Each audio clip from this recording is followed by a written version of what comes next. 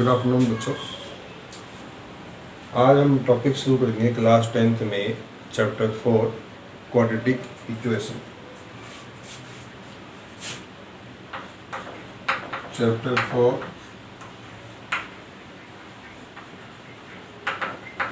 Quadratic equation. इससे पहले हमने चैप्टर 2 पढ़ा था क्वाड्रेटिक पॉलिनोमियल, और ये है क्वाड्रेटिक इक्वेशन। वो चैप्टर और ये चैप्टर आपस में कनेक्टेड है। तो सबसे पहले हम जानते हैं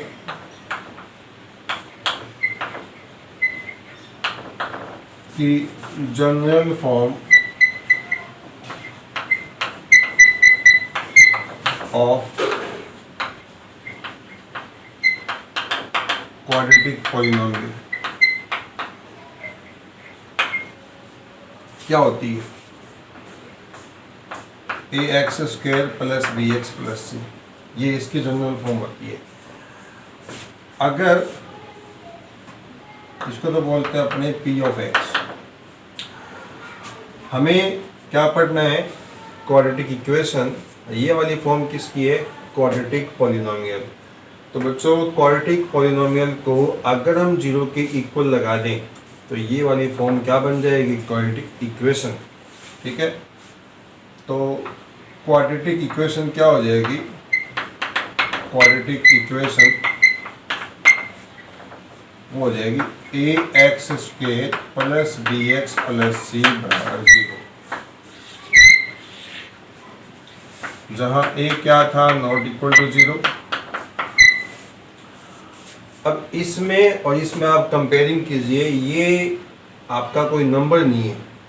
ठीक है, ये तो px एक सिंबल, इसको आप नहीं भी लगाओगे ना तो भी ये क्वाड्रेटिक पॉलिनोमियल है।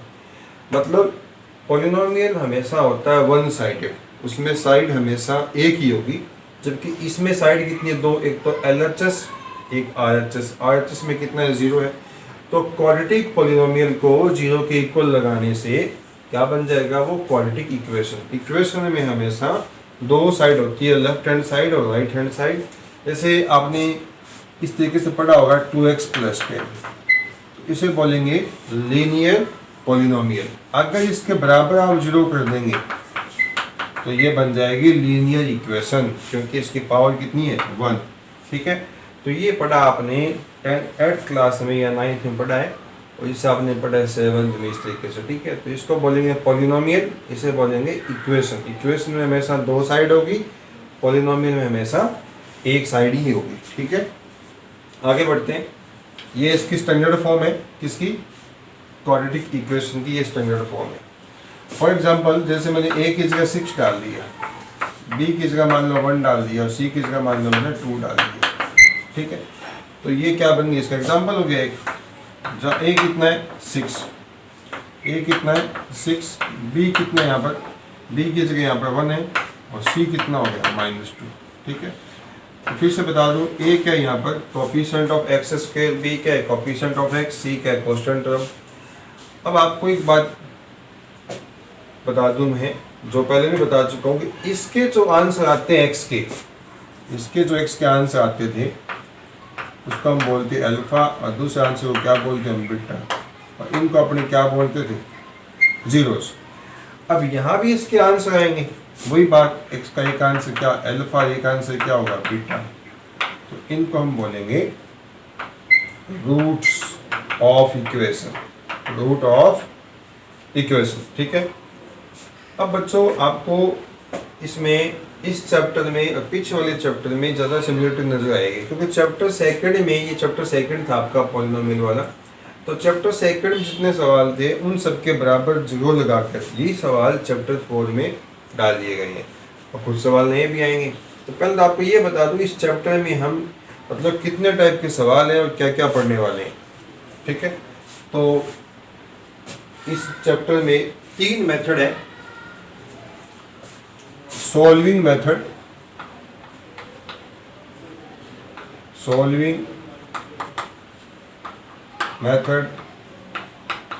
ऑफ ए क्वाड्रेटिक इक्वेशन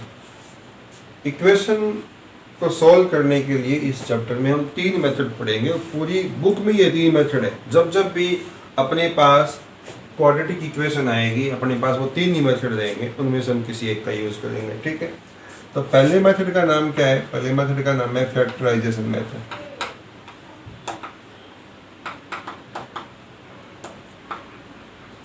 एक बार इस चैप्टर का मैं पूरा सार जो है ना, डिटेल जो है पहले ही आपके सामने बता रहा हूँ, फिर अपने हम सीक्वेंस से पढ़ेंगे।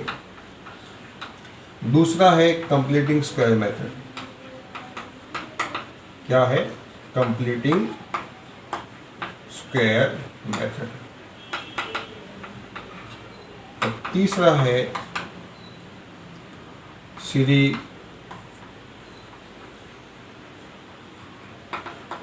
आचार्य मेथड। कौन सा? श्रीधर आचार्य मेथड। ये 3 मेथड है इस चैप्टर में और कुछ नहीं है नया, बस 3 मेथड पढ़ेंगे, चैप्टर फिनिश हो जाएगा। मेथड किसके हैं? क्वाड्रेटिक इक्वेशन को सोल्व करने के लिए या उसके आंसर निकालने के लिए, उसके रूट निकालने के लिए अपने पास 3 पर्टिकुलर मेथड्स हैं।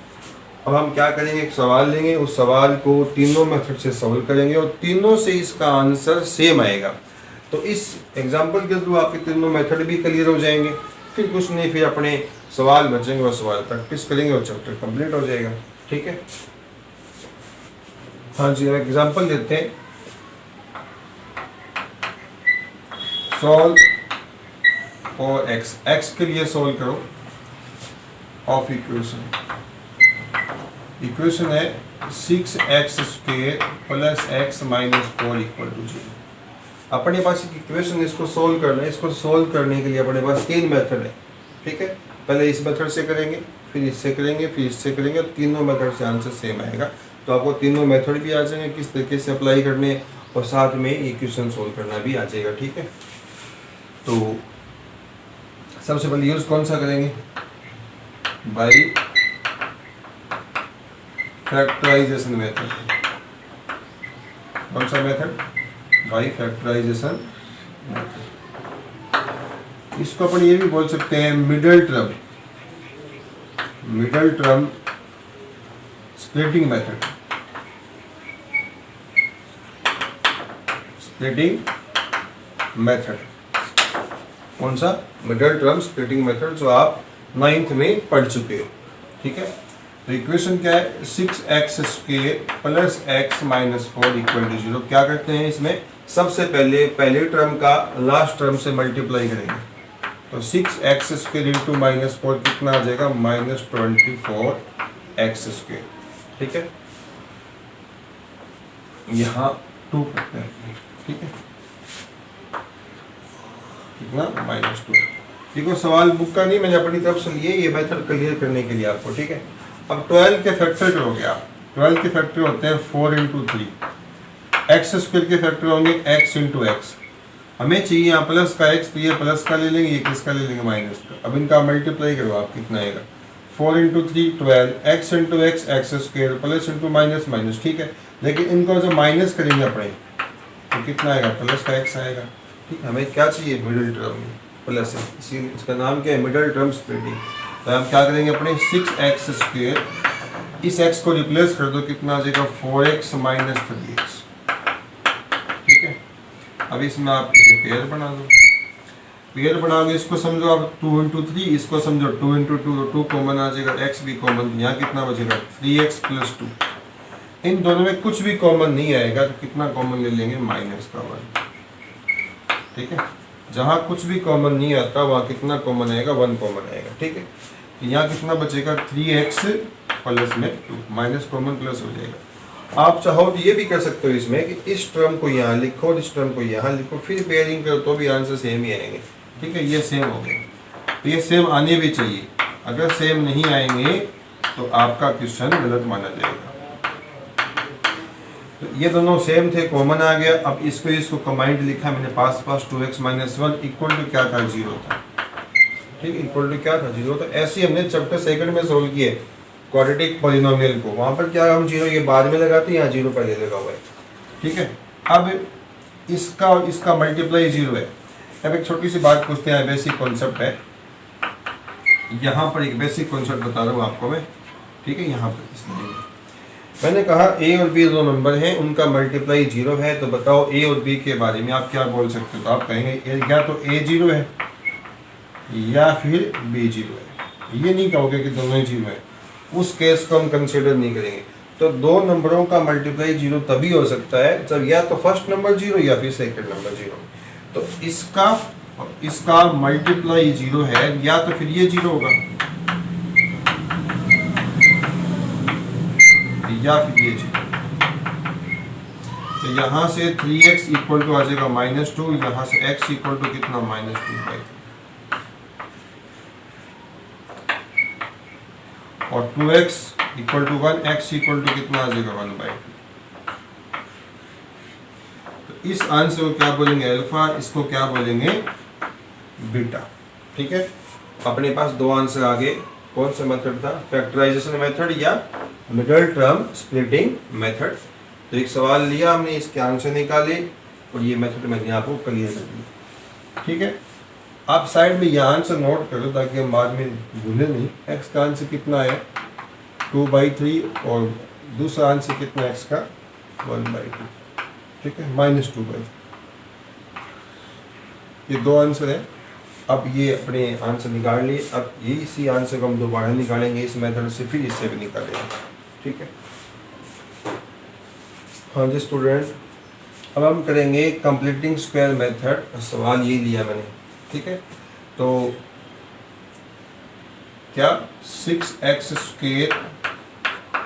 x - 4 = 0। अब किससे करना है, बाई कंप्लीटिंग स्क्वायर मेथड। लिख देता हूँ यहाँ पर, by completing square method, short में लिखा ही SQR, ठीक है, बाई कंप्लीटिंग स्क्वायर मेथड। इसका एक नाम और भी है, परफेक्ट स्क्वायर मेथड या कंप्लीटिंग स्क्वायर मेथड।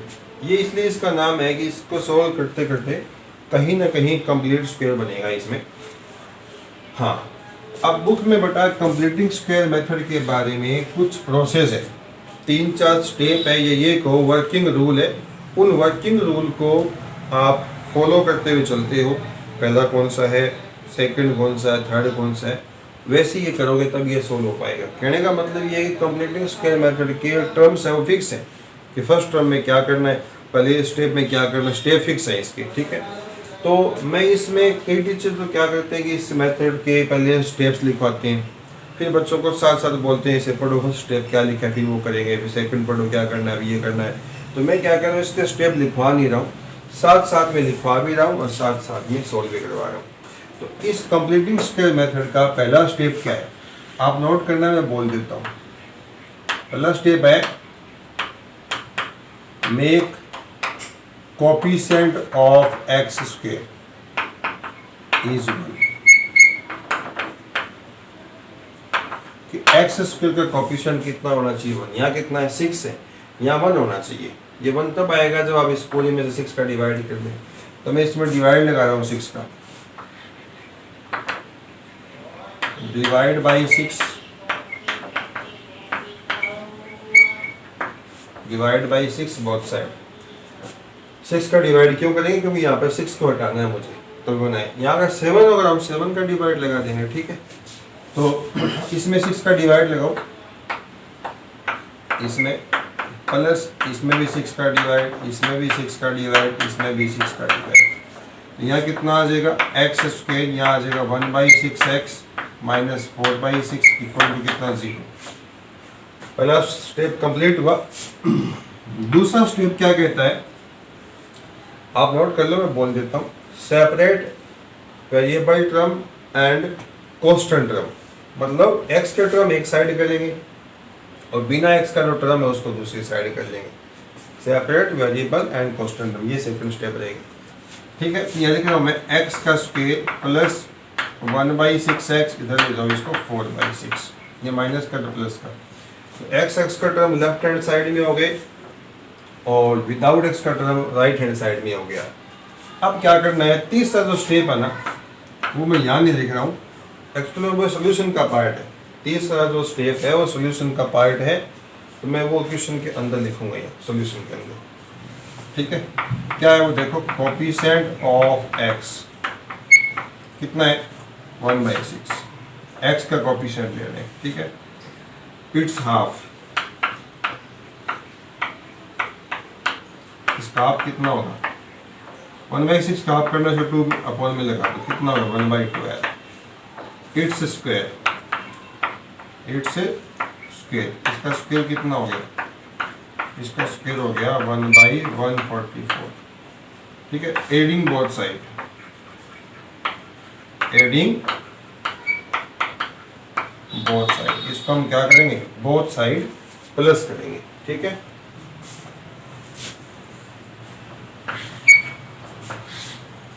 यहाँ प्लस करना और यहाँ प्लस करना, यहाँ करो इस तरफ, कितना आएगा एक्स का स्क्वायर प्लस 1/6x प्लस 1/144 इक्वल टू 4/6 प्लस 1/144। अब बच्चों इतना करने के बाद ये लेफ्ट हैंड साइड हमेशा ही स्क्वायर बनेगी, इसलिए इसका नाम था कंप्लीटिंग स्क्वायर मेथड। तो यहाँ ये पूरा कंप्लीट स्क्वायर बनेगा, किसका, ये किसका स्क्वायर है एक्स का, प्लस ये किसका स्क्वायर है 1/12 का, तो इसका स्क्वायर बन गई, ये पूरा का पूरा इसका स्क्वायर बन गया। आप सोच रहे हैं ऐसे, इसको आपने ध्यान नहीं दिया, ये अपने आप इसमें सेट हो गया। फर्स्ट टर्म को देखना है, लास्ट को देखना है, ये किसका स्क्वायर है एक्स का, ये किसका स्क्वायर 1/12 का, इसका होल स्क्वायर लगा दो। इसको ओपन करो एक बार, वापिस ये आएगा, चेक कर लो। ए का स्क्वायर प्लस 2ab, 2 इंटू ए इंटू बी प्लस बी का स्क्वायर, बी इसका स्क्वायर कितना हो जाएगा 1/144। अब 2 से काट दो कितना 6, चेक करो एक्स स्क्वायर ये रहा, 1/6 ये रहा और 1/144, ठीक है। तो ये वाला इसका स्क्वायर बन गया। हाँ जी, आगे देखिए, इन दोनों का एलसीएम कितना 144, इसमें इसका डिवाइड किया वो आएगा 20 और 6 to the 12 24 आएगा शायद, कितना आएगा 24 और 24 4 जा कितना हो गया 96। स्टूडेंट यहाँ एक गड़बड़ होगी बेटा, उस क्वेश्चन को सॉल्व कर दिया आंसर ना, कितना लास्ट में था इसके, वो 2 था, है ना। यहाँ कितना आएगा 2/6, 2 था पिछले वाले क्वेश्चन में जब इसके आंसर के निकाले थे, मैंने चेंज किया था 2/6, ठीक है। यहाँ पे कितना 2/6, यहाँ कितना आ जाएगा 48 प्लस 1, ठीक है।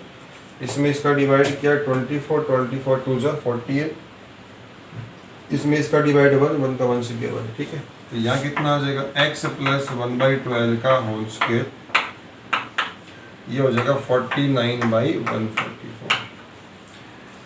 अब taking root both side, taking root both side,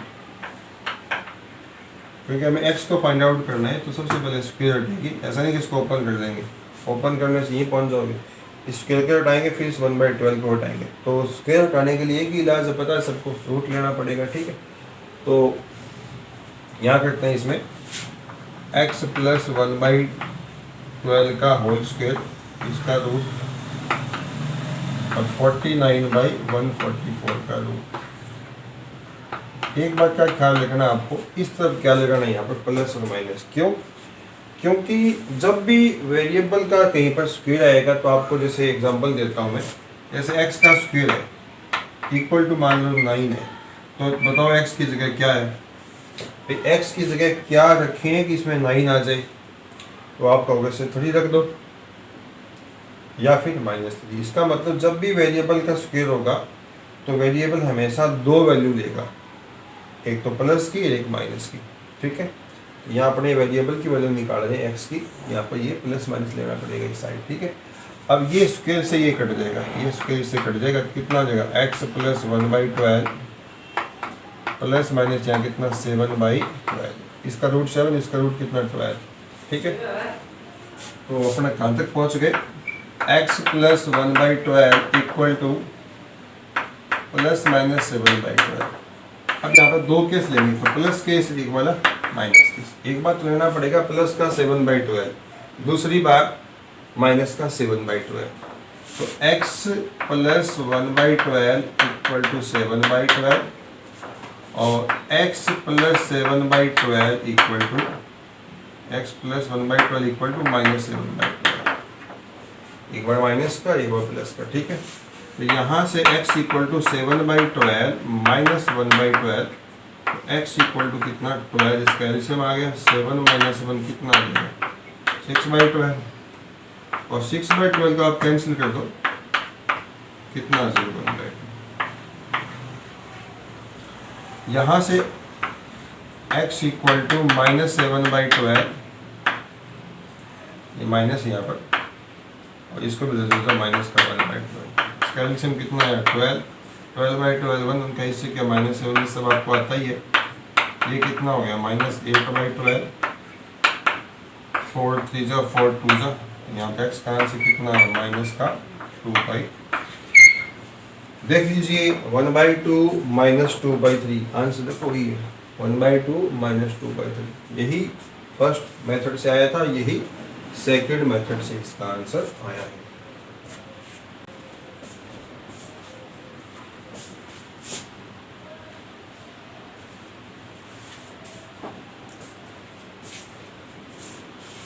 तो ध्यान रखें बच्चों, इसमें ये जो स्टेप हमने किया था ना पूरा, एक बार वीडियो को अच्छे से देखना। कुछ बच्चे क्या करते हैं कि उसको फटाफट आगे निकालते हैं, ख़त्म किया और छोड़ रहे।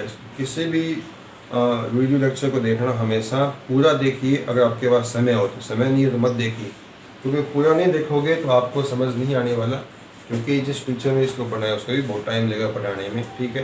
तो आपको भी अच्छे से देखना है और इस सब चीज़ों को नोट करना है। कोई चीज़ नहीं है तो उसको दोबारा देखिए, ठीक, तीसरी बार देखिए, समझ में पक्का आएगा आपको ये। हाँ जी, अब करेंगे अपना तीसरा मेथड, श्रीधराचार्य मेथड, ठीक है। इसी क्वेश्चन में करेंगे थर्ड मेथड से,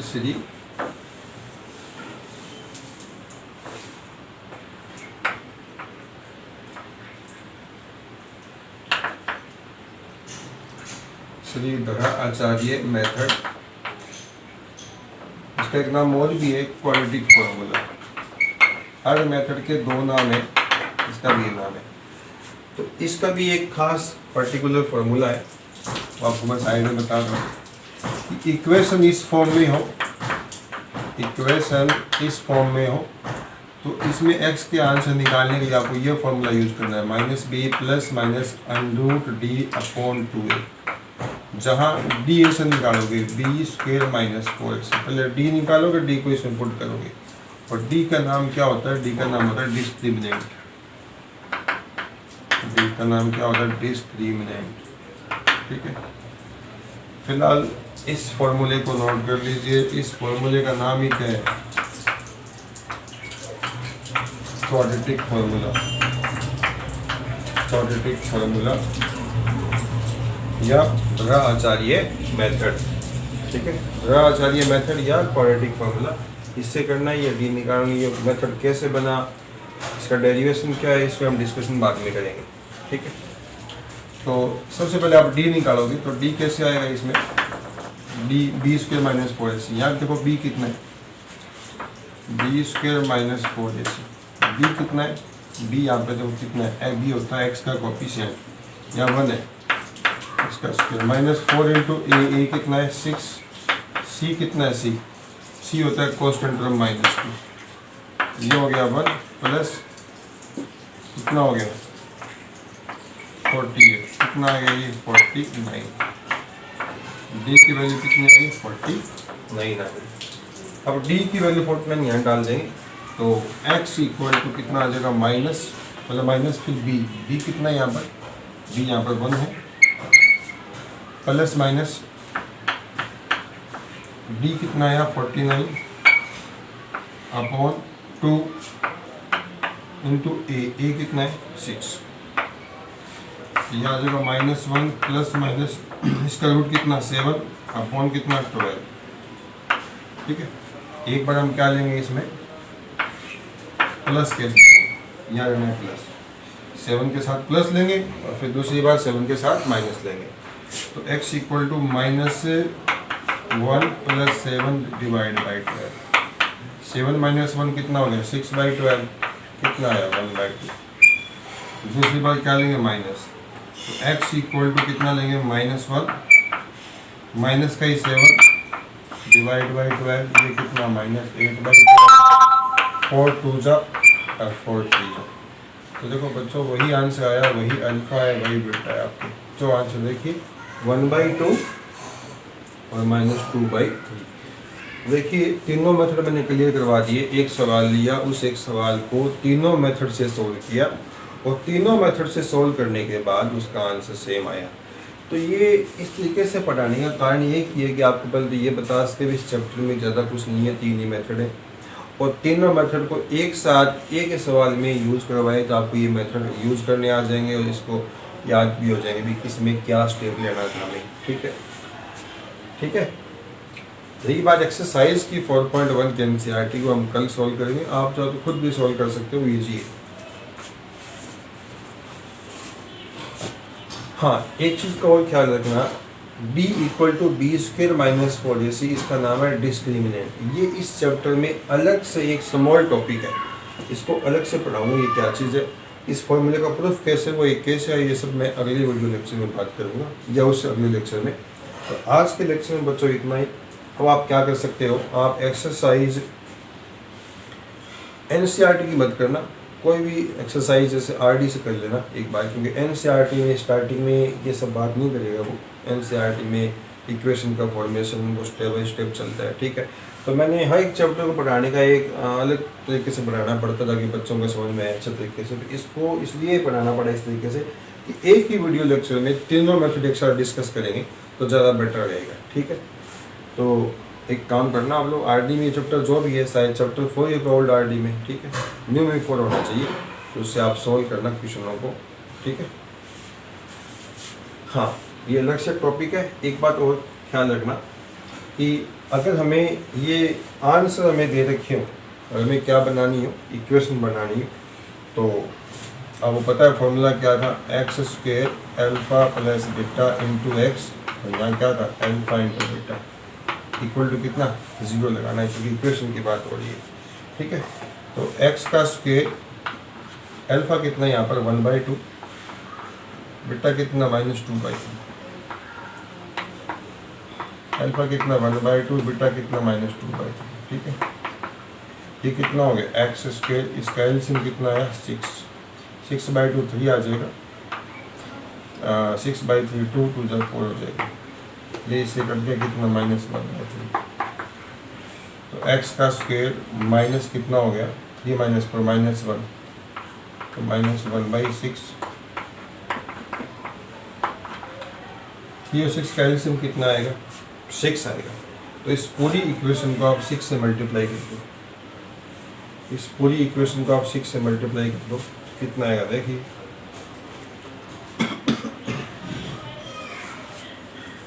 इसको 6 से मल्टीप्लाई कर दो पूरी इक्वेशन को, 6 का इससे कितना आया 6x², इसको 6 से मल्टीप्लाई करूँगा 6 कट जाएगा, ये कितना हो जाएगा प्लस